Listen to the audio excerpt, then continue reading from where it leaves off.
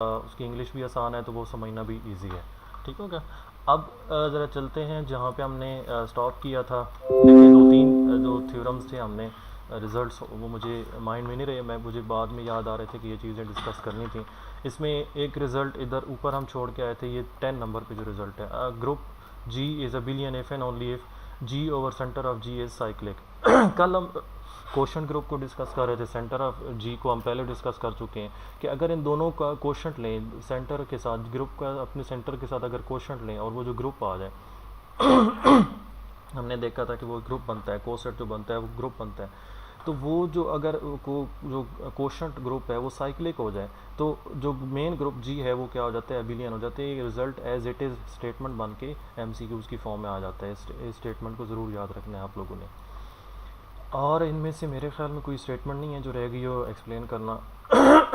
बाकी मैंने WhatsApp group में भी चीज़ें शेयर कर दी हैं। एक इनमें से शायद कोई थी, अगर नहीं है तो फिर मैं आपको व्हाट्सएप ग्रुप की जो पिक्चर शेयर की है मैं उनकी तरफ आपको लेके जाता हूँ।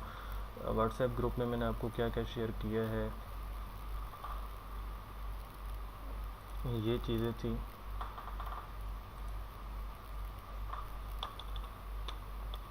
ये स्क्रीन आप लोगों को सबको विजिबल है?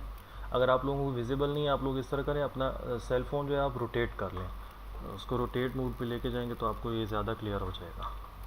इसमें मैंने आपको कुछ असाइनमेंट भी एक देनी है। अच्छा, अब यहाँ से मैंने शेयर करना स्टार्ट किया था। ये रिज़ल्ट देखें, let N be a normal subgroup of group G है। हमारे पास एक ग्रुप जी है, उसका एक नॉर्मल सब ग्रुप हमने लिया है। ये रिज़ल्ट देखें, G is abelian then G over N is also abelian. मतलब अगर जी जो मेन ग्रुप है वो अबिलियन है तो उसका जो क्वोशंट ग्रुप है वो भी क्या होगा, अबिलियन होगा। अगर जी फाइनाइट है तो उसका क्वोशंट ग्रुप भी फाइनाइट होगा। अगर जी साइक्लिक है तो उसका क्वोशंट ग्रुप भी क्या होगा, साइक्लिक होगा। ये आगे स्टेटमेंट्स देखें बट नॉट कन्वर्सली। अब इसमें मैं आपको बता देता हूँ वो ये, क्योंकि दो नए स्टूडेंट्स हैं तो उनके लिए भी साथ मैं एक्सप्लेन कर देता हूँ। ये तीनों स्टेटमेंट्स एज इट इज़ भी आ सकती हैं, कोई और इसकी अल्टरनेटिव स्टेटमेंट भी आ सकती है, कोई चेंज होकर या कोई क्वेश्चन भी बन के आ सकता है। तो अगर जी ग्रुप जो है वो अबिलियन है तो उसका कोई भी क्वेश्चन हम ग्रुप जब बनाते हैं तो वो भी क्या होगा, अबिलियन ही रहेगा। अगर जी फाइनाइट ग्रुप है तो उसका कोई भी हम क्वेश्चन ग्रुप बनाते हैं तो वो क्वेश्चन ग्रुप भी क्या रहेगा, फाइनाइट ही रहेगा। अगर जी साइक्लिक है तो उसका जो कोई भी क्वेश्चन ग्रुप हम बनाते हैं तो वो साइक्लिक ही रहेगा। ठीक है। आगे ये भी अभी अभी हमने उधर भी डिस्कस किया है, जब नोट्स को हमने ओपन किया हो तो वहाँ पे भी यही थ्योरम हमने डिस्कस किया है। ये एग्जैक्ट, मैं बार बार कह रहा हूँ, एग्जैक्ट स्टेटमेंट भी आ जाती होती है। If G over centre of G is cyclic then आगे ऑप्शन गिवन हो सकते हैं, G is non abelian, G is abelian, G is finite, G is non cyclic. ये वो इस तरह करके स्टेटमेंट्स चेंज होकर आ सकती हैं। ठीक है। कॉशीज़ थ्योरम ये भी हम उधर डिस्कस कर चुके हैं। अगर जी एक फाइनाइट अबिलियन ग्रुप है, ठीक है, और एक प्राइम उसके ऑर्डर को डिवाइड कर रहा है तो उस ग्रुप के अंदर एक उस ऑर्डर का एलिमेंट ज़रूर मौजूद होगा। अब जो नए स्टूडेंट्स हैं आप लोगों के लिए मुश्किल होगा क्योंकि हम ये चीज़ें पहले डिस्कस कर चुके हैं, तो आप लोगों को फ़ौरन ये चीज़ें क्लियर नहीं होंगी। अगर फिर भी कोई कन्फ्यूजन है, छोटी कन्फ्यूजन हो तो आप फ़ौरन से पूछ सकते हैं कि ये कैसे होगा। अभी मैं इसका वाइट बोर्ड पर समझाता हूँ, ओपन हो जाए।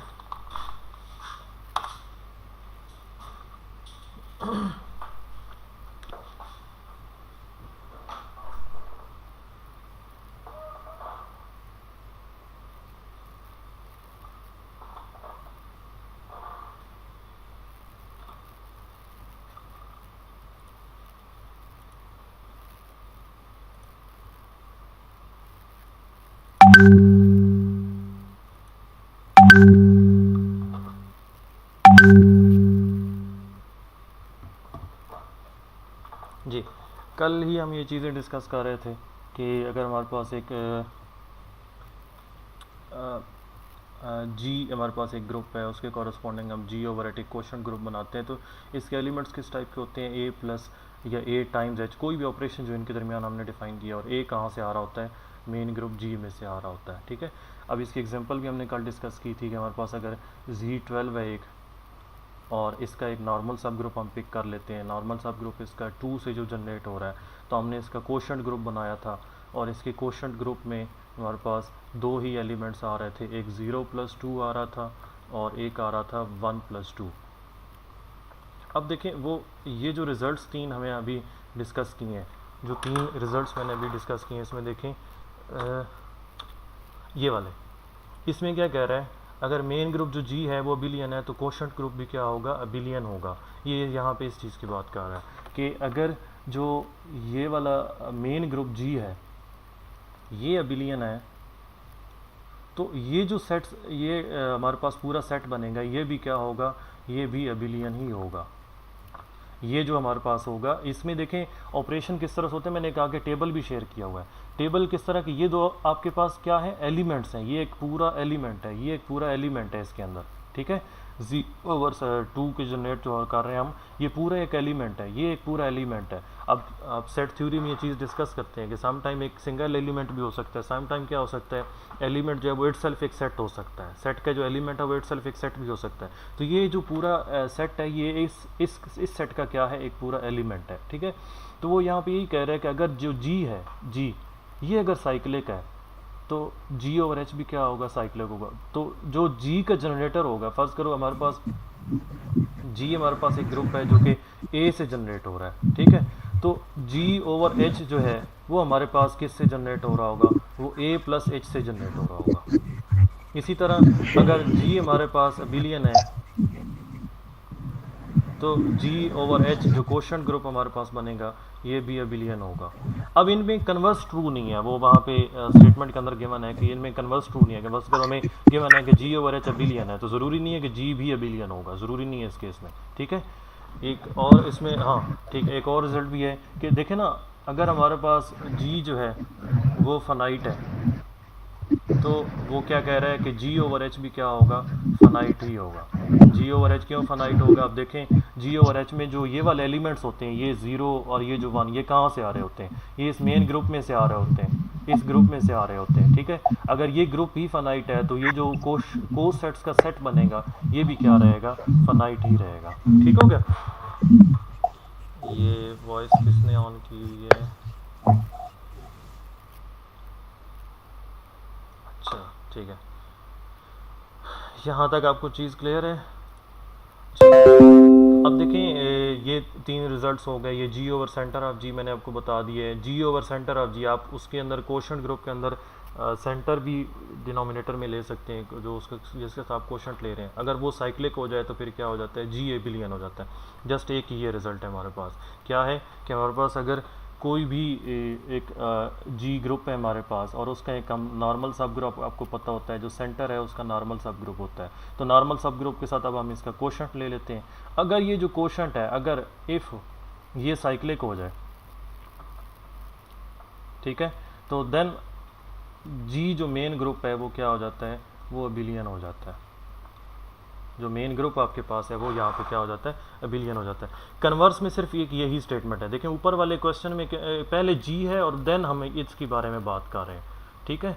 यहाँ पे भी पहले ये है देन हम इसके बारे में बात कर रहे हैं, इफ़ देन, यहाँ पे भी इफ़ देन, बट यहाँ पे जो अभी हमने रिजल्ट किया है इसमें क्या हो रहा है, कन्वर्स हो रहा है। इसमें अगर जो नॉर्मल सब ग्रुप है हमारे पास सेंटर है और उसके साथ हम कोशेंट ले रहे हैं और वो साइक्लिक बन जाता है, देन जी जो है वो उसके बारे में हम एक बात कह सकते हैं कि वो अबिलियन होगा, ठीक है। ये स्टेटमेंट्स एज इट इज़ भी आ जाती हैं एमसीक्यूज़ में। Cauchy theorem for finite abelian groups कल हमने इसको डिस्कस कर लिया है। लैग्रांज थ्योरम का ये कन्वर्स है, ठीक है। ये कैसे कन्वर्स है कि अगर हमारे पास, कल ये चीज़ हम डिस्कस करते रहे हैं इसके, अगर हमारे पास एक ग्रुप है जिसका फाइनाइट ऑर्डर है, कोई भी फाइनाइट ऑर्डर है, फर्ज करो 100 है उसका, फाइनाइट में कुछ भी उसका ऑर्डर हो सकता है। अगर वो अबिलियन ग्रुप है तो जो प्राइम उसको डिवाइड, उसके ऑर्डर को डिवाइड कर रहा है, फर्ज करो कोई भी, अब देखें 100 को कौन सा प्राइम डिवाइड कर रहा है, 2 डिवाइड कर रहा है 100 को, 5 डिवाइड कर रहा है। तो अब अगर हमें पता हो कि जी जो है वो अबिलियन है तो 2 ऑर्डर का इसका सब ग्रुप होगा और 5 ऑर्डर का इसका सब ग्रुप होगा। जितने इसके प्राइम इसको डिवाइड कर रहे हैं उस प्राइम के कॉरस्पॉन्डिंग उस ऑर्डर का एक सब ग्रुप इसका ज़रूर मौजूद होगा, ठीक है। अब ज़रा ये देखें, अब एक एमसीक्यू मैं यहाँ पे दे देता हूँ। यहाँ पे एमसीक्यू ये है कि if G is abelian group of order 30, then G has a subgroup of order. यहाँ पे ऑप्शंस में आपके पास है, मैं ऑप्शंस रैंडमली लिख रहा हूँ।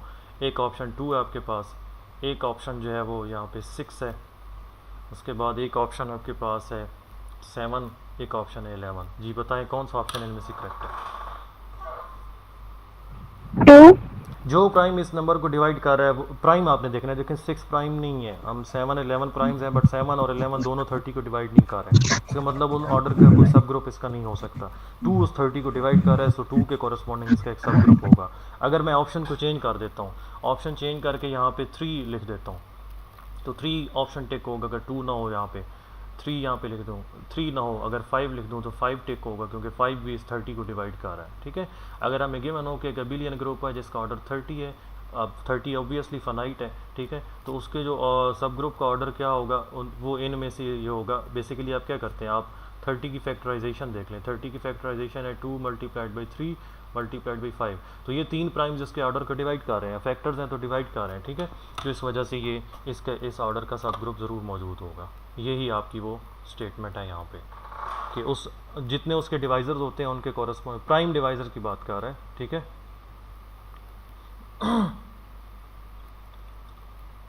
ये मैंने आपको कहा है कि आपने ये चेक कर लेना है। ये इसने, मैं जो अभी क्वोशंट ग्रुप्स की बात कर रहा था, ये देखें इसने क्या किया है, एक Z24 ग्रुप लिया। आप ये पहली असाइनमेंट मैंने आप लोगों को दी थी कि Z24 ग्रुप बनाएं, उसके कॉरस्पॉन्डिंग उसने क्या किया, उसके साथ क्वोशंट किसके साथ लिया है, 4 के साथ लिया है। मैं आपको थोड़ा सा इसका आइडिया दे देता हूँ, क्योंकि बाकी काम आपने खुद करना है। इसमें थोड़ा सा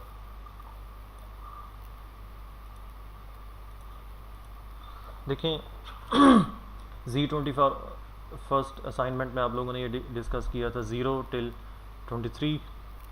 अब इसका जो सब ग्रुप जो 4Z24 होगा वो कैसे होगा, 4Z24 होगा आपका, मींस बेसिकली जो 4 से जनरेट हो रहा है। 4 से जनरेट होने वाला कौन सा है, 4 8 12 16 20 और फिर क्या आ जाएगा, 0 आ जाएगा। ठीक है, ये इसका सब ग्रुप है Z24 का। ये Z24 का नॉर्मल सब ग्रुप है। नॉर्मल क्यों है, क्योंकि Z24 खुद क्या है, अबिलियन है। अबिलियन होने की वजह से उसके जितने भी सब ग्रुप्स बनेंगे वो नॉर्मल बनेंगे।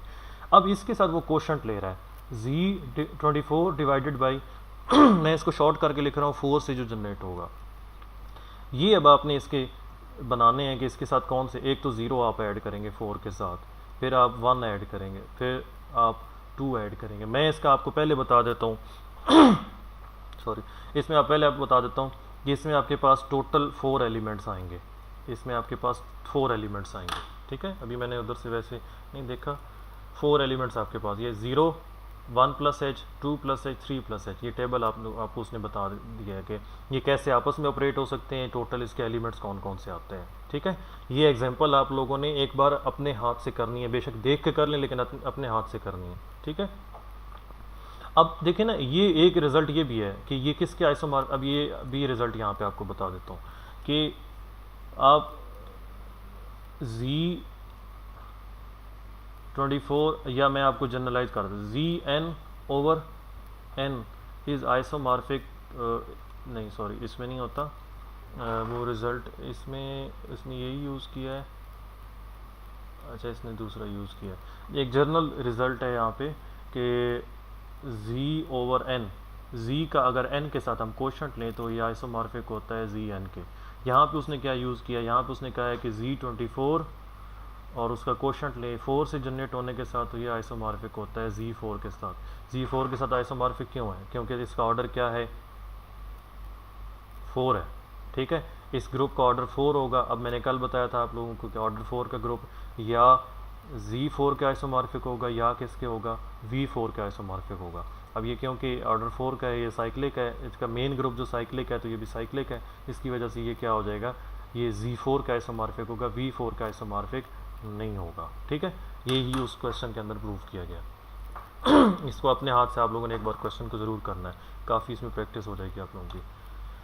G is a non-abelian group of order P times Q where P and Q are primes, then prove that center of G। अब देखें, हमने प्रूव नहीं करने, ये आप माइंड में रखें, हमने प्रूव नहीं करने, जो रिजल्ट्स प्रूव किए गए हैं हमने उनको यूज़ करना है, हमने उनको याद रखना है कि वो कैसे हम यहाँ पे याद रख सकते हैं। आप लोगों ने ये रिजल्ट्स जो हैं ये याद रखने हैं। अब ये अप्लाई कैसे हो सकता है, देखें P इंटू क्यू, मैं एक एग्जांपल लिख रहा हूँ यहाँ पे। एक ग्रुप है, अबिलियन है, नॉन अबिलियन है, मैं उससे देखें इस ग्रुप का ऑर्डर जो है वो 35 है। आप इसके बारे में क्या कह सकते हैं, इसका सेंटर क्या होगा?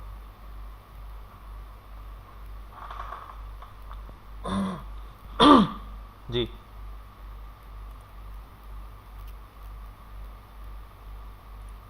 Answer identity. जी, इसका सेंटर क्या होगा? आइडेंटिटी होगा। उसकी रीज़न क्या है? अभी हमने जो रिज़ल्ट किया है उसमें हमने क्या कहा है कि अगर ग्रुप का ऑर्डर जो है वो 2 प्राइम्स के मल्टीपल की फॉर्म में हो, ये 35 क्या है, 7 मल्टीप्लाइड बाई 5, ठीक है। तो इस वजह से हम क्या कह सकते हैं कि इसका सेंटर क्या होगा? आइडेंटिटी की इक्वल होगा, अभी जो रिज़ल्ट हमने किया है। तो जो भी ग्रुप का ऑर्डर जो है वो इस तरह इस फॉर्म का होगा, हम उसको क्या कहेंगे कि उसका सेंटर आइडेंटिटी है, ठीक हो गया। अभी कम्यूटेटर पे मैं आता हूँ, इसकी डेफिनेशन आपको बता देता हूँ, और इसमें ऑटोमॉर्फिज्म पहले बताता हूँ फिर कम्यूटेटर पे आ जाता हूँ। ऑटोमॉर्फिज्म कल हमने आइसोमॉर्फिज्म डिस्कस की थी। ऑटोमॉर्फिज्म क्या होती है? फाई जो मैप जी से जी तक हो, and phi is isomorphism, then phi को हम क्या कहते हैं? फाई क्या है हमारे पास? Phi is automorphism. जो सेम ग्रुप से सेम ग्रुप तक हमारे पास आइसोमॉर्फिज्म होती है उसको हम ऑटोमॉर्फिज्म कहते हैं। मतलब जी से जी तक, जी से जी तक जो आइसोमॉर्फिज्म मैपिंग होगी उसको हम ऑटोमॉर्फिज्म कहेंगे, ठीक है। अब देखें कि दो किस्म की ऑटोमॉर्फिज्म होती हैं, एक को हम इनर ऑटोमॉर्फिज्म कहते हैं, इनर ऑटोमॉर्फिज्म, और दूसरी है आउटर। इनर ऑटोमॉर्फिज्म कैसे डिफाइन करते हैं? फाई ए सबस्क्रिप्ट में हम ए एक लिख देते हैं। ये कैसे डिफाइन करते हैं? फाई ए डिफाइन किया जाता है। फाई ए जो है वो जी के एलिमेंट्स पे किस तरह अप्लाई होगा? ए एक्स ए इनवर्स, और एक्स कहाँ से आ रहा होगा? जी से आ रहा होगा। ए को हमने क्या कर दिया है? For fixed a belonging to G, हमने जी का के कोई एलिमेंट एक फिक्स किया, उसके कॉरस्पॉन्डिंग ये मैपिंग डिफाइन की है। ये क्या मैपिंग है? ये मैपिंग ऑटोमॉर्फिज्म है, और इसका स्पेसिफिक नाम क्या है? इसका स्पेसिफिक नाम होता है inner automorphism of that group. उस ग्रुप की ये क्या होती है? इनर ऑटोमॉर्फिज्म होती है। इसके अलावा जो इस टाइप की डिफाइन ना हो, किसी और टाइप से डिफाइन हो, तो उसको हम क्या कहते हैं? आउटर ऑटोमॉर्फिज्म कहते हैं, ठीक है। इनर और आउटर ऑटोमॉर्फिज्म जो है दोनों मिलकर एक ग्रुप फॉर्म करते हैं। किसी भी ग्रुप के अंदर टोटल जो आइसोमॉर्फिज्म आप डिफाइन कर सकते हैं, उस वो जो पूरा एक सेट बनता है मैपिंग्स का, उसको आप ऑटोमॉर्फिज्म ग्रुप कहते हैं। ऑटोमॉर्फिज्म ग्रुप किसके इक्वल होता है? Auto of G is equal to phi such that phi from G to G is auto. वो तमाम मैपिंग्स जी से जी तक जो कि ऑटोमॉर्फिज्म हो, उनका जो सेट होता है उसको हम क्या कहते हैं? ऑटोमॉर्फिज्म ग्रुप कहते हैं। और ये कंपोजिशन ऑफ मैपिंग के अंडर जो है ये क्या फॉर्म करता है? ये ग्रुप फॉर्म करता है, ठीक है। एक under composition of mappings operation जो है कंपोजिशन ऑफ। इसी तरह जो इनर ऑटोमॉर्फिज्म है, इनर ऑटोमॉर्फिज्म जितनी होती हैं वो अगेन वो किस टाइप से डिफाइन होती हैं? वो इनमें से ही कुछ होती हैं, इनमें से ही कुछ होती हैं। वो फाई ए टाइप की होती हैं, और फाई ए क्या होती है? जी से जी तक हमारे पास एक ऑटोमॉर्फिज्म होती है। ये भी आपके पास क्या फॉर्म करती हैं? ये भी एक ग्रुप फॉर्म करती हैं।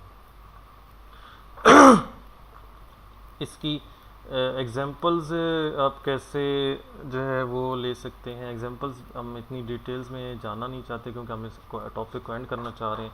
मैं इसके एक दो रिजल्ट्स बस आपको बता देता हूँ।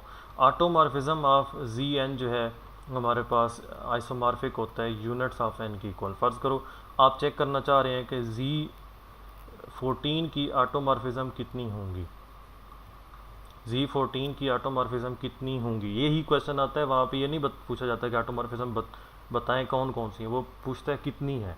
तो ये एग्जैक्टली उतनी ही होती हैं जितना यूनिट्स ऑफ 14 के एलिमेंट्स होती हैं। अब बताएं मुझे यूनिट्स ऑफ 14 के एलिमेंट्स कितने होंगे? आप जो पुराने स्टूडेंट्स हैं, अफसा, अक्सा, साजदा, बुशरा, रोहीन, यूनिट्स ऑफ 14 के कितने एलिमेंट्स होंगे? जस्ट एलिमेंट्स बता दें। 1 जी, आगे 3 5 7 आएगा,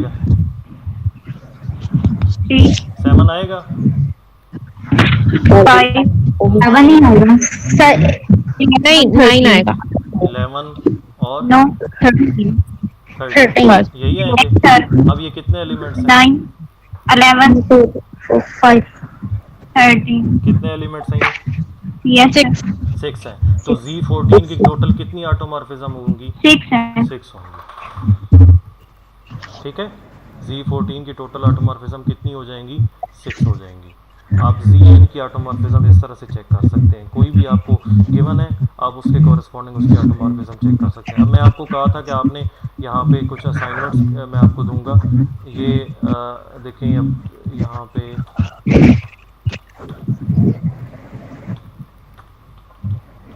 ये देखें आप, अफसा अपना माइक ऑफ करें।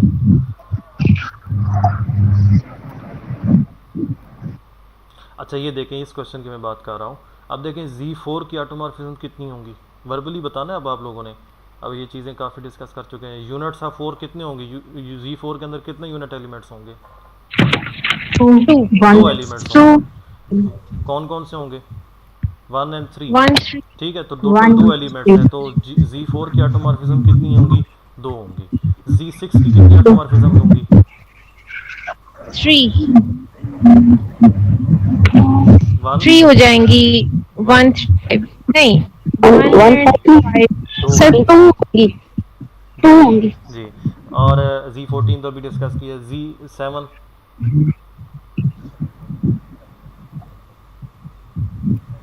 Z7 की कितनी ऑटोमॉर्फिज्म्स होंगी? 7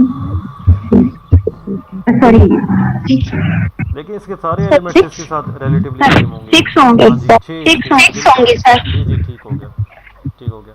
अब देखें इनर ऑटोमॉर्फिज्म के हवाले से दो तीन यस सर। रिजल्ट्स जो हैं वो मैं आपको बता देता हूँ। ये ऑटोमॉर्फिज्म का रिजल्ट मैंने आपको उधर बता दिया है कि ऑटोमॉर्फिज्म जो है वो जो पूरा सेट आता है वो क्या आता है, ग्रुप फॉर्म करता है under composition of mappings. Automorphism of Z, अब ये देखें इन्फिनिट जब साइक्लिक ग्रुप होता है आपके पास, इन्फिनिट जो साइक्लिक ग्रुप होता है आपके पास उसमें क्या होता है जैसे Z है, ऑटोमॉर्फिज्म ऑफ Z जो है वो इसकी दो ही आती हैं। एक आइडेंटिटी मैपिंग आती है जो 1 से आती है, हफ्सा अपना माइक ऑफ करें, एक -1 से जनरेट होती है। ऑटोमॉर्फिज्म ऑफ Z जो है वो टोटल 2 है। कोई भी इनफाइनाइट साइक्लिक ग्रुप है, आगे रिजल्ट अभी आना है, अगर जो ग्रुप है वो इनफाइनाइट साइक्लिक है, इनफाइनाइट साइक्लिक, तो उसकी टोटल 2 ऑटोमॉर्फिज्म्स होंगी। रिजल्ट आगे गिवन है, अगर हमारे पास जो ग्रुप है वो इनफाइनाइट साइक्लिक है तो उसकी टोटल 2 ऑटोमॉर्फिज्म्स होंगी। अगर ग्रुप जो है वो फाइनाइट है, फाइनाइट साइक्लिक ग्रुप है, ऑब्वियसली फिर उसका कोई ना कोई ऑर्डर होगा, हम उसका ऑर्डर सपोज कर लेते हैं ऑफ ऑर्डर n, तो उसकी टोटल ऑटोमॉर्फिज्म जो होंगी वो होंगी यूनिट्स ऑफ n के आइसोमॉर्फिक। फ़र्ज़ करो आपको कहा जाता है एक ग्रुप है G जो कि साइक्लिक है, और उस G एक ग्रुप साइक्लिक है और उसका ऑर्डर आपको गिवन है फ़र्ज़ करें 70, और आपको कहा जाता है कि ऑटोमॉर्फिज्म ऑफ G क्या होंगी, कितनी होंगी। ठीक है, तो आप क्या करेंगे, आप चेक करेंगे कि Z70 की रिलेटिवली प्राइम नंबर्स कितने हैं। ठीक है, ये आप फिर सिंपल कैलकुलेशन है, बच्चों वाला काम है, आप ये खुद कर सकते हैं। 70 की रिलेटिवली प्राइम जो नंबर्स होंगे वो टोटल जितने आएंगे वो क्या होगी, इसकी टोटल ऑटोमॉर्फिज्म्स आ जाएंगी। ठीक है, आगे यही रिजल्ट अभी हमने देखना है। ये अभी मैंने आपको 13.3 ये अभी आपको मैंने बता दिया है। आगे देखें, G is infinite cyclic group, then automorphism of G is isomorphic to a cyclic group of order 2। मतलब क्या है कि उसकी टोटल ऑटोमॉर्फिज्म कितनी होंगी, 2 होंगी। अगर वो 2 ऑर्डर के सब ग्रुप के आइसोमॉर्फिक है उसको टोटल 2 ही ऑटोमॉर्फिज्म होंगी। If G is finite cyclic group of order n, then automorphism of G is isomorphic to units of n। ठीक है, ये ज़रूर याद रखें, ये आपको बस यही याद रखना है कि D8 की इनर ऑटोमॉर्फिज्म्स कितनी आती हैं, ये 4 आती हैं, बस इतना ही याद रख लें। D8 की D4 या D8 दोनों इसके नाम बोले जाते हैं। ये कैसे आती हैं ये आपको थ्योरी बुक में मिल जाएगी, यहाँ पे डिस्कस करने का टाइम नहीं है मेरे पास, इसको बस याद कर लें कि D4 या D8 दोनों नाम इसके हैं। इसकी इनर ऑटोमॉर्फिज्म्स कितनी हैं, 4 है, 5 5 5, आगे डिफरेंट नेम उनके दिए गए हैं। ठीक है, इनर ऑटोमॉर्फिज्म ऑफ जी जो है वो नॉर्मल सब ग्रुप होता है ऑटोमॉर्फिज्म का, ठीक है।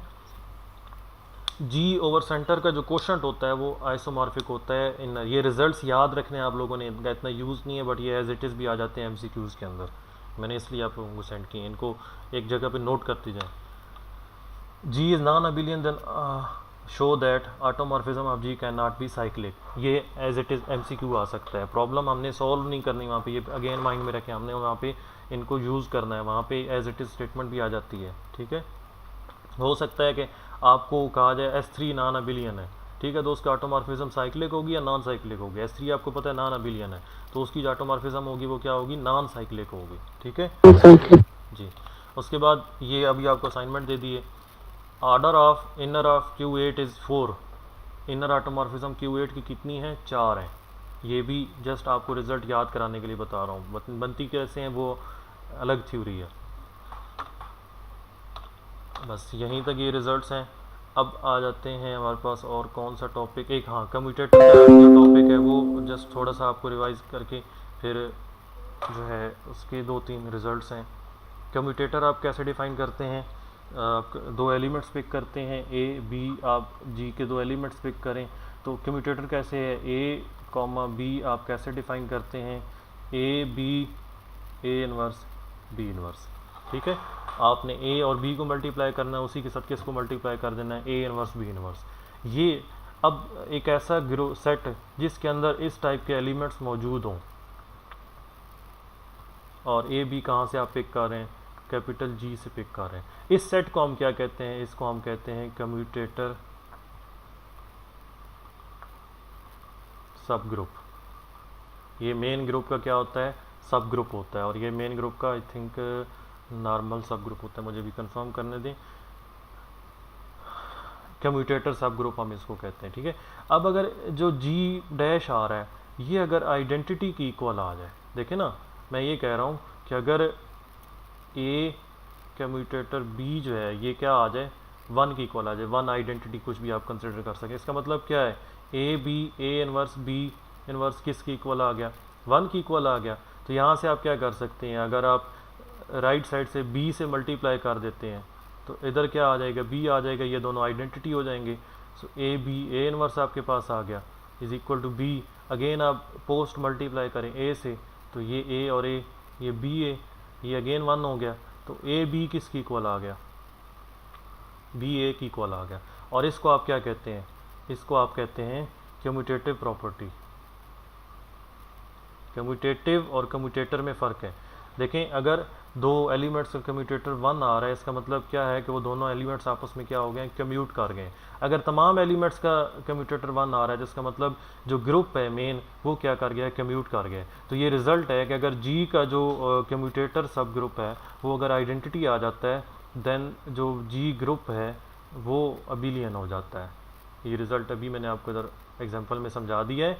जी डैश, डी इसको डैश से हमेशा डिनोट किया जाता है कम्यूटेटर सब ग्रुप को। अगर ये आइडेंटिटी आ जाए देन जी क्या हो जाता है, अबिलियन ग्रुप हो जाता है, ठीक है। अब ये 2-3 रिजल्ट्स आप देख लें, बस ये ज़रिए व्हाट्सएप पे मैंने जो आपको शेयर किए थे। जी जी, ये जो पीछे एक और एमसीक्यू आपने शेयर किया वो क्या था, कौन सा, वही जो तूने एमसीक्यू शेयर करा था, एक मिनट, जी के percentage G is isomorphic to inner automorphism of G. मैं वो व्हाट्सएप पे जो पिक्चर शेयर कर रहा था, हाँ, अच्छा वो एक सेट मिनट, था। एक मिनट, हाँ, वाला? ये वाला, ये बच्चों को रटा दे, ठीक है, ये आया भी हुआ, ये ठीक है ना। ठीक है। आदिल साहब अभी वो जस्ट ये बता रहे थे कि ये जो एमसीक्यू है ना, मैं आप लोगों को यही कह रहा हूँ ना, आप जो स्टेटमेंट्स मैं आपको बता रहा हूँ उनको आप एज इट इज़ याद कर लें। अगर आप लोगों को समझ नहीं आती याद कर लें, एज इट इज़ स्टेटमेंट्स को याद कर लें। जो चीज़ें समझाने वाली है मैं साथ साथ आपको समझा रहा हूँ, ठीक है। जो आपको समझ नहीं आती उन स्टेटमेंट्स को याद कर लें, ये एज इट इज़ आ जाती हैं। मैंने आपको कल भी क्वेश्चन कुछ एमसीक्यूज़ दिखाए थे जो एज इट इज़ स्टेटमेंट्स आई हुई थी, ठीक है। बस यही आदिल साहब कह रहे थे, ठीक है। आपने ज्वाइन क्या किया बना आपने, 15 से 20 मिनट है, ठीक है। अच्छा जी, हम कम्यूटेटर को डिस्कस करना चाह रहे थे। कम्यूटेटर के जो 2-3 रिजल्ट्स हैं उनको मैं डिस्कस करके ये बस हमारी ग्रुप थ्योरी एंड हो जाएगी यहाँ पे। ये हमारे पास कम्यूटेटर का रिजल्ट है। G be a group and G dash be a subgroup of G generated by C. मतलब ये जो हमारे पास ये जो सी लिखा हुआ है इसको हम क्या करेंगे, जी कम्यूटेटर सब ग्रुप। ये जो होता है ये हमेशा क्या होता है, नॉर्मल सब ग्रुप होता है। मैं उधर आपको कह रहा था कि मुझे कंफर्म करने दी, हमेशा क्या होता है, नॉर्मल सब ग्रुप होता है। अब ये 20 पॉइंट जो लिखा हुआ है ये अभी आपको मैं रिजल्ट प्रूव करके दे रहा था कि जी अबिलियन कब होता है, अगर उसका कम्यूटेटर सब ग्रुप क्या आ जाए, आइडेंटिटी आ जाए। ठीक है, अब ये देखें कि इसको क्या कराऊंगी commutator, G and H is a normal सब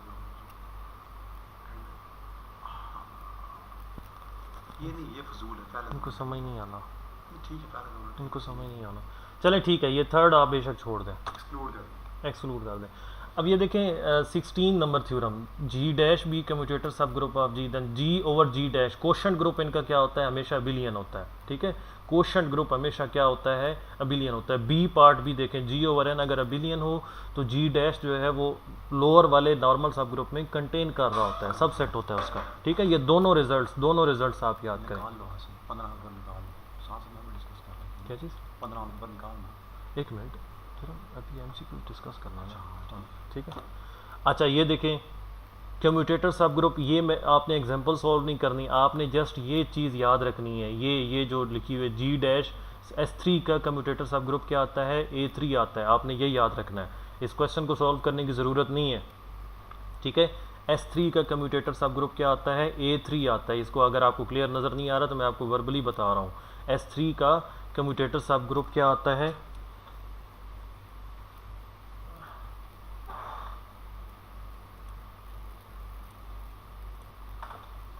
S3 का कम्यूटेटर सब ग्रुप क्या आता है, A3 आता है। इसको याद कर लें, ठीक है। उसके बाद आगे क्या लिखा हुआ है, ये नीचे वाले example, commutator subgroup of D8 वो किसकी इक्वल आता है, वो इसकी इक्वल आता है। ये आपके पास इसको 1A² होता है। ये मैं आपको इधर लिख के दे देता हूँ। अगर ABC की फॉर्म में D8 लिखा हो ना, तो आपके पास D8 ABC की फॉर्म में क्या है, 1A² A³ B AB A² B A³ B, यह होता है ना आपके पास D8। अगर इसकी फॉर्म में, एलिमेंट्स की फॉर्म में लिखें तो D8 का कम्यूटेटर फिर क्या आएगा, वो आएगा 1A²। ठीक है, 180 डिग्री रोटेशन है, ठीक है। D8 क्या है, D8 का जो कम्यूटेटर सब ग्रुप होगा वो क्या होगा, 1A²। इसको याद करें।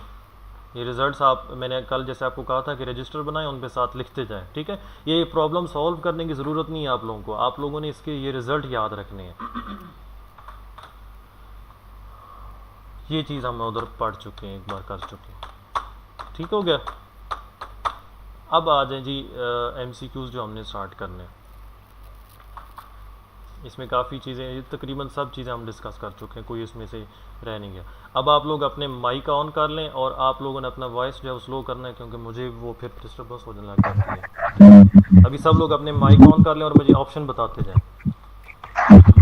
ठीक है, आप लोग गलत भी बता सकते हैं लेकिन बताना ज़रूर है आप लोगों ने। अपनी आवाज़ थोड़ी सी आप लोग, बल्कि मैं अपनी भी स्लो कर दूँ।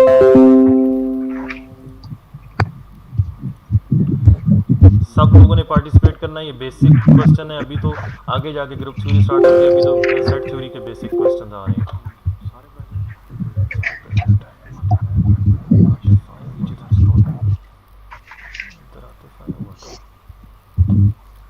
आतिफ आप मौजूद है ना, मौजूद है। अक्सा अफसा अपने आप को अनम्यूट करें। मैंने आपको पहले स्टार्ट में ये कह दिया था कि आप ऐसी जगह पे बैठें ताकि आप लोग मुझे आंसर कर सकें। अब आप लोग यहाँ पे आंसर करते हैं ऑप्शन से, ठीक है। अब ये जी आ जाए, सब लोग अपने आप को अनम्यूट करें। ठीक हो गया। अब इस पोजीशन पे हम सब एक ही लेवल पे हैं। हाँ जी, क्वेश्चन नंबर 1 जी, बेसिक सेट थ्योरी का क्वेश्चन है।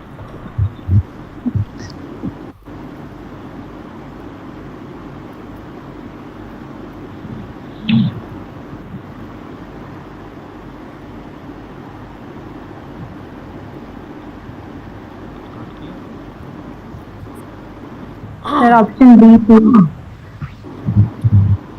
अलेक्सा बोलिए आप। Yes sir. सेव कर लें अपना आंसर, मैं अभी फिर दोबारा से वेरीफाई करूँगा। 38 माइनस 23 माइनस 70 क्या आता है? 38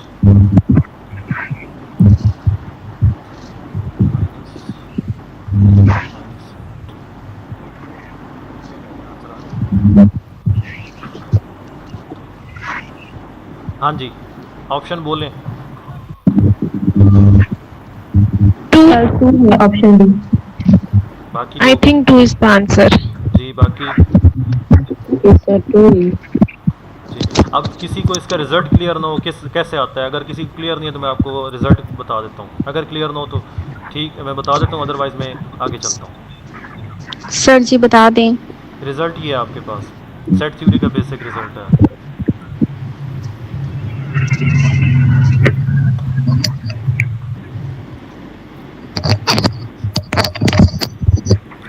देखें आप, इस तरह से प्रोबेबिलिटी में भी ये चीज़ यूज़ होती है ना। N of number of elements of A union B जो है वो इक्वल टू होता है number of elements in A plus number of elements in B minus number of elements in A intersection B. इसमें values put कर लें, आपको values के मैंने यहाँ पे पुट कर लें। आपको N of A union B के मैंने एन ऑफ ए के मैंने एन ऑफ बी के मैंने, तो अब ये देखें आपको ये 38 के मन था, 38 इक्वल टू ये 23 के 17 और ये आपने N of A intersection B find करना है। ये आपके पास सिंपल सी मैथमेटिकल इक्वेशन है जी। आगे चलते हैं। सेकंड क्वेश्चन देखें, U be universal set and A and B are subsets of unit. ये आप क्वेश्चन पढ़ें।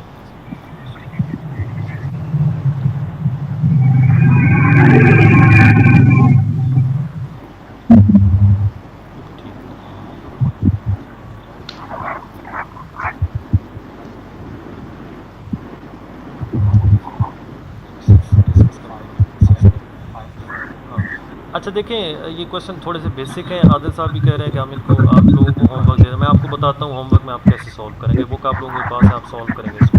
क्वेश्चन नंबर 5 में डिस्कस कर देता हूँ। देखें क्वेश्चन नंबर 5, क्वेश्चन नंबर 5 पे गौर करें। बाकी आप लोगों को ये होमवर्क है, मैं आपको बताता हूँ कैसे आपने मुझे सेंड करना है। क्वेश्चन नंबर 5 का सही ऑप्शन 15 है जी। बाकी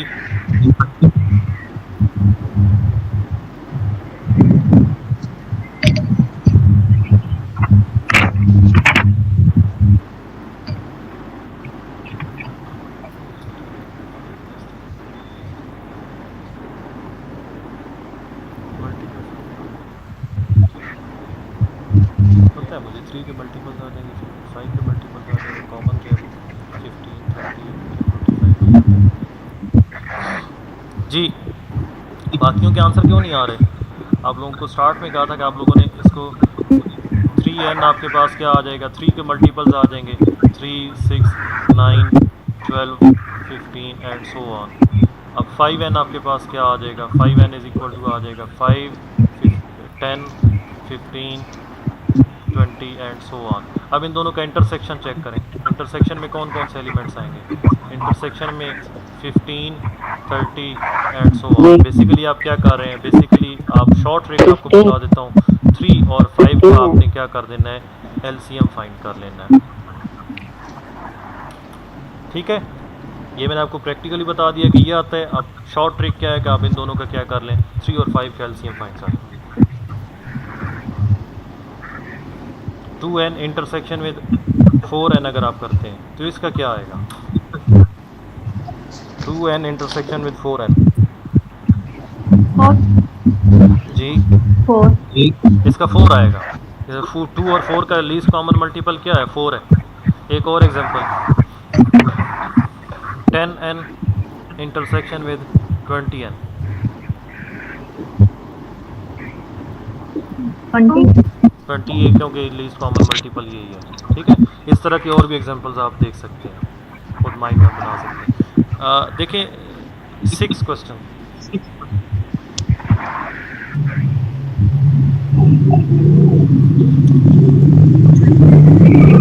का ऑप्शन मुझे बताएं ज़रा।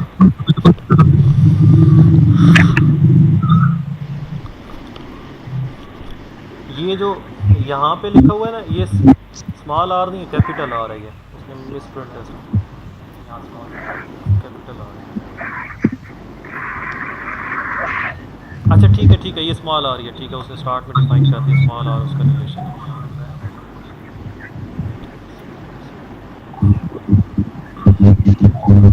जी बताएं।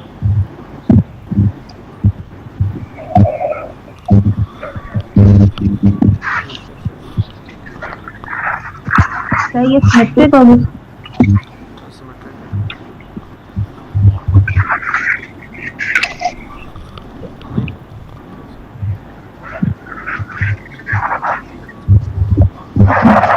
जी क्या ऑप्शन है? सर सिमेट्रिक ही होगा। ये आप लोगों ने हमारा सुन लिया है। सिमेट्रिक है और ट्रांजिटिव में चेक इसलिए कर रहा है क्योंकि आखिरी ऑप्शन ना है। देखें आपके पास आपको कहा गया कि ए और बी उस वक्त रिलेट होंगे अगर उन दोनों का डिफरेंस लेके मॉड ग्रेटर देन 0 आ जाए। अब फर्स्ट आपके पास प्रॉपर्टी है रिफ्लेक्सिव। रिफ्लेक्सिव में क्या होना चाहिए? ए माइनस ए ग्रेटर देन 0, ये तो पॉसिबल ही नहीं है, ठीक है। दूसरा क्या है? सिमेट्रिक। सिमेट्रिक में क्या है कि अगर a minus be greater than 0 है तो क्या पॉसिबल है कि b माइनस ए भी ग्रेटर देन 0? ये भी पॉसिबल है, ठीक है। तो यही एक ऑप्शन। देखें हम सी ऑप्शन पे जाएंगे ही नहीं, सी ऑप्शन पे जाएंगे ही नहीं। हमारे पास बी ऑप्शन करेक्ट हो गया तो आप सी पे ना जाएं। जब आपको एक ऑप्शन कंफर्म हो जाए तो बाकी ऑप्शन को चेक ना किया करें, ठीक है। या तो अगर बी और सी बोथ होते तो फिर हम उस पर आगे जाते, उसको चेक करते, बट क्योंकि हमें नन ऑफ दीज आगे गिवन है तो आप क्या कर सकते हैं, यहीं पे इसी पे टिक कर दें। अब इसको ज़रा देखें 7।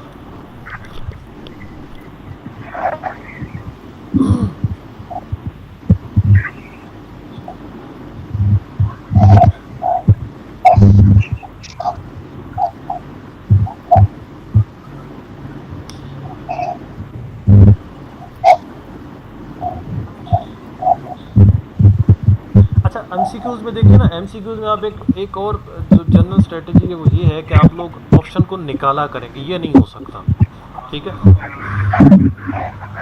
ठीक, तो आप लोग जो है ना एमसीक्यूज़ के ऑप्शन में कैंसिल किया करेंगे, ये नहीं हो सकता, ये हो सकता है, ये नहीं हो सकता। पहले आप अगर ऑप्शन निकाल देते हैं ना तो आपके पास चॉइसेस लिमिटेड हो जाती हैं और आप सिलेक्शन ईजी हो जाती है। अब अगर आप एक ऑप्शन देखते हैं ना सिमेट्रिक, तो आपको कहा गया कि एन डिवाइड कर रहा है एम को, तो सिमेट्रिक होने का मतलब क्या है? सिमेट्रिक होने का मतलब ये है कि अगर एन डिवाइड कर रहा है एम को तो एम भी डिवाइड करना चाहिए एन को। Not possible. क्या इंटीजर्स में ये पॉसिबल है? इंटीजर्स में ये पॉसिबल ही नहीं है।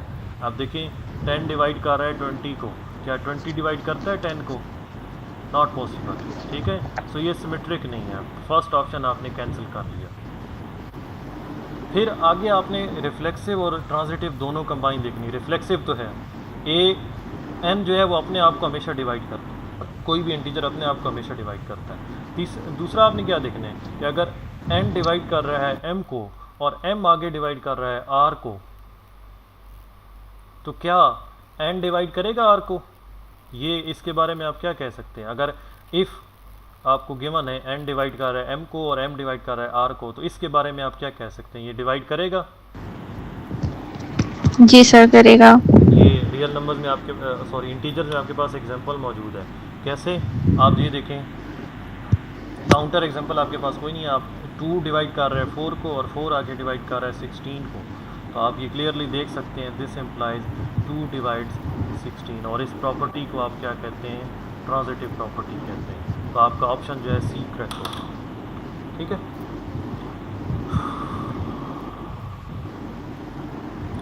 एट पार्ट देखिए,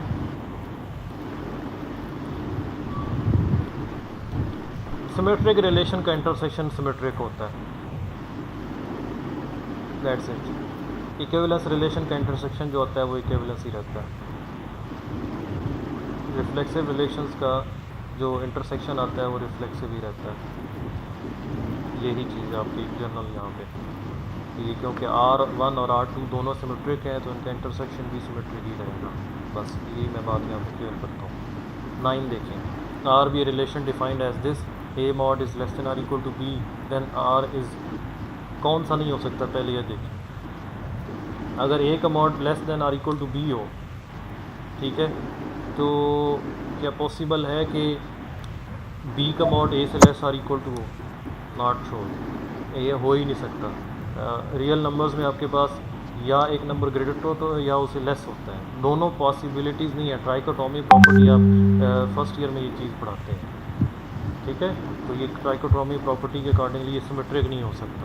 रिफ्लेक्सिव यस, एक नंबर अपने आप से लेस आर इक्वल टू होता है, और उसके अलावा ट्रांजिटिव होना ज़रूरी नहीं है, ये जस्ट रिफ्लेक्सिव है। ये चीज़ें आप सेट थ्योरी की हैं, आप लोग खुद डिस्कस करें, इनको खुद से देखें, अगर नहीं समझ आती तो आप फिर पूछें। If let R is a relation defined as A B plus 1 is greater than 0, then relation R क्या होगा? रिफ्लेक्सिव होगा, सिमेट्रिक होगा, ट्रांजिटिव होगा, कौन सा है यहाँ पे पोर्शन होगा? ये पास्ट पेपर का एमसीक्यूज है 10वां।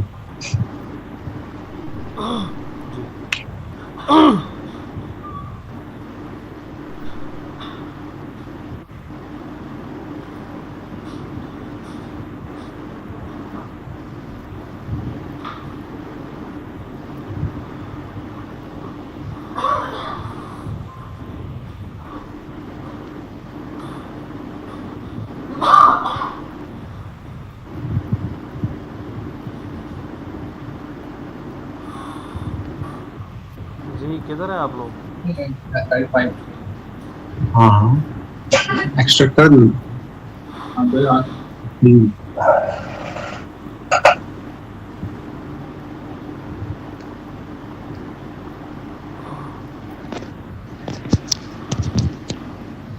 सर रिफ्लेक्सिव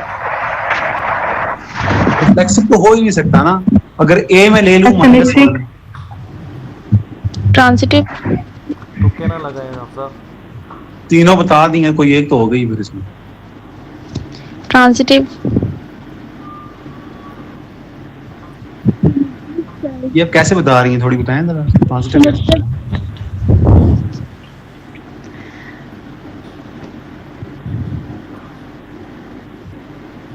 सर आपने बाकी दोनों पे कहा है। सिमेट्रिक शायद सिमेट्रिक शायद ए बी का ट्रांजिटिव का भी लॉजिक नहीं समझ आ रहा, रिफ्लेक्सिव का भी लॉजिक कोई समझ नहीं आ रहा।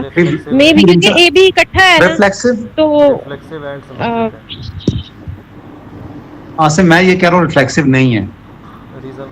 क्योंकि पता है मैं क्या सोच रहा हूँ, अगर मैं ए ले लूँ -1 तो a into a plus 1 greater than 0 तो नहीं होता ना, 0 greater than 0 तो नहीं होता। ए की वैल्यू -1 रखिए। सर अगर ए नेगेटिव भी आ जाए Real नंबर तो number उसका उसके साथ प्रोडक्ट पॉजिटिव हो जाएगा। -1 + 1 0। ओ माय गॉड, ठीक है सही। सर ए का प्रोडक्ट ए के साथ है ना, ए स्क्वायर वो पॉजिटिव हो जाएगा। ये डी पार्ट, मुझे लग रहा है डी ऑप्शन है। हाँ जी, सिमेट्रिक भी है और ये रिफ्लेक्सिव भी है, तो ये डी पार्ट। ये 11th क्वेश्चन आपका बहुत बेसिक है, आप लोग छोटी क्लासेस में पढ़ा रहे होते हैं। 12 भी बेसिक है। नंबर ऑफ सबसेट्स कितने होंगे, रिलेशन लेस जाने दे आसिम साहब, जाने दे। ये आप 13 भी लोग छोड़ मैं दो, आपको बता देता हूँ। 14 भी छोड़ दो। हाँ जी, ये 15 आप फर्स्ट ईयर में चीज़ डिस्कस करते हैं। बाइनरी ऑपरेशन के तहत सेट ऑफ नेचुरल नंबर्स कौन से बाइनरी ऑपरेशन के साथ ये नहीं डिफाइन होते? कौन सा binary operation set of natural numbers पे डिफाइन? सब्ट्रैक्शन के तहत जी, सब्ट्रैक्शन नहीं define. Exactly. Which of the following is not a group. ये चीज़ें बहुत बेसिक है, इनमें मैं टाइम नहीं वेस्ट करना चाह रहा। हम क्वेश्चन नंबर 19 पे चलते हैं। ये जो पीछे MCQs हैं इनका मैं आपको अभी बताता हूँ। आपने क्या करना है, जो पीछे MCQs मैंने मिस किए हैं, आप लोगों ने एक पेज लेना है, एक पेज के ऊपर आपने इस तरह से क्वेश्चन लिखने हैं। मैं जैसे बता रहा हूँ आप लोगों को, आपने इस तरह से क्वेश्चन नंबर 1 लिखना है, आगे उसका ऑप्शन लिखना है, ए है या बी है। क्वेश्चन नंबर 2 लिखना है, आगे उसका ऑप्शन लिखना है आपने, बी या सी। ठीक है, ये आपने एक पेज के ऊपर जितनी MCQ जहाँ तक मैंने अभी कवर कर लिए हैं सारे ऑप्शन आपने लिखने हैं, और ये इसकी पिक्चर बना के आपने मुझे व्हाट्सएप करना है। असाइनमेंट है ये आप लोगों की, एक असाइनमेंट पहले आप लोगों को दे चुका हूँ, ये आप लोगों की सेकेंड असाइनमेंट है। ये सब ये जो इस ग्रुप में अभी मौजूद है, ये सब के असाइनमेंट है। फैसल, हमारिया और सुमेरा, आप लोग न्यू हैं, आप लोगों की भी असाइनमेंट है। जहाँ तक अभी हम क्वेश्चन पे Okay, पहुंच sir. चुके हैं। इससे ऊपर जो जितने एमसीक्यूज हैं उनके ऑप्शन करेक्ट ऑप्शन आपको गलत है, ठीक है, वो अलग अलग बात है। आपको कुछ समझ नहीं आती, कल आप लेक्चर में डिस्कस कर सकते हैं कि ये क्वेश्चन समझ नहीं आया, बट आपने सब के एमसीक्यू के ऑप्शन जो है टिक करना है। क्वेश्चन नंबर 19 किसके रेस्पेक्ट से जी ये चीज़ ये डी है 5 का क्या इनवर्स है? डी 5 ही होगा 5 है सर, 5 का 5। because 5 into 5 25 divided by 8 1 जी फिर आप ये आप कौन बोलिए? रिमशा ये रिमशा, मैंने एक ट्रिक आप लोगों को दी थी। सर 3 है, डी ऑप्शन है। नहीं नहीं 3 नहीं है रिमशा, मैंने एक ट्रिक आप लोगों को बताई थी इनवर्स फाइंड करने की। वो 1/5 वाली जी वो यूज़ करें, वो ज़्यादा बेहतर है। ठीक है जी, अब आगे आ जाए 20 को। अंडर मल्टीप्लिकेशन मॉड्यूल 9 इज़, ये ग्रुप है या नहीं, ग्रुप वाइड है, मोनाइड है, क्या है, कैसे चेक करेंगे? फर्स्ट प्रॉपर्टी चेक कर लें, सेकंड प्रॉपर्टी चेक कर लें, एसोसिएटिव तो ऑब्वियसली होगा।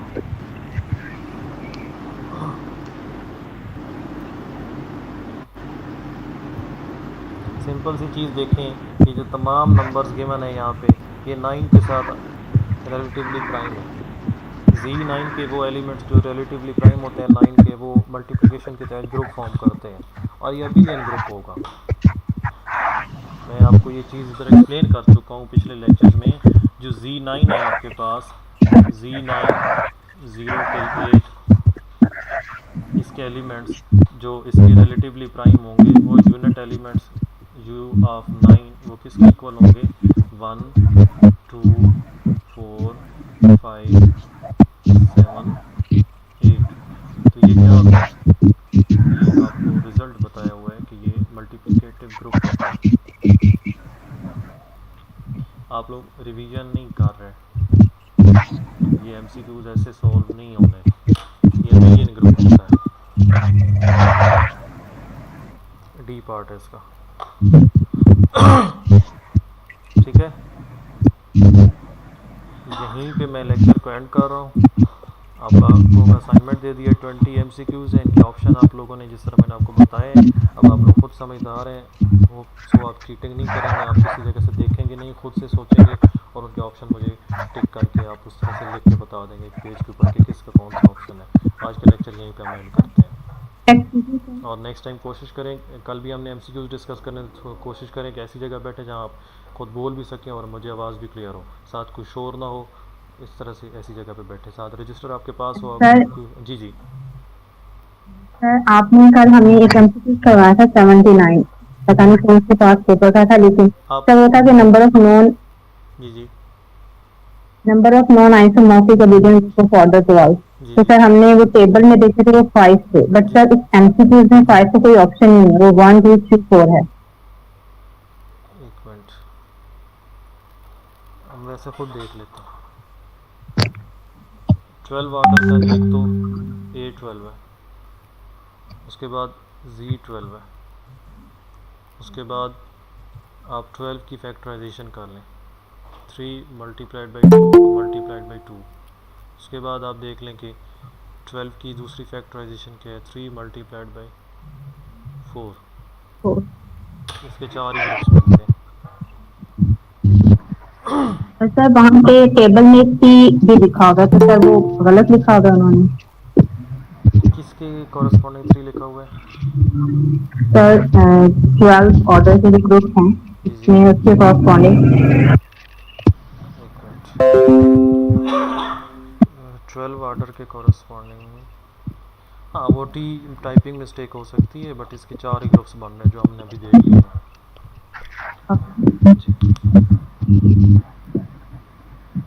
और सर 3 क्रॉस 4 जो है, जी जी इसका एक तो हमारा बनेगा Z3 मल्टीप्लाई बाय Z4 और दूसरा जो होगा Z3 मल्टीप्लाई बाय V4, तो ये 5 ना हो गए ग्रुप, V4 को नहीं काउंट करेंगे।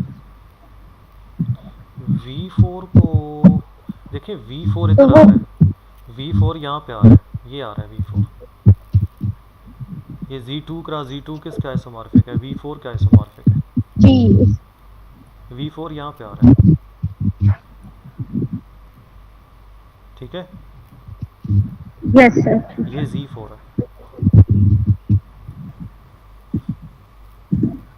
जी और कोई क्वेश्चन?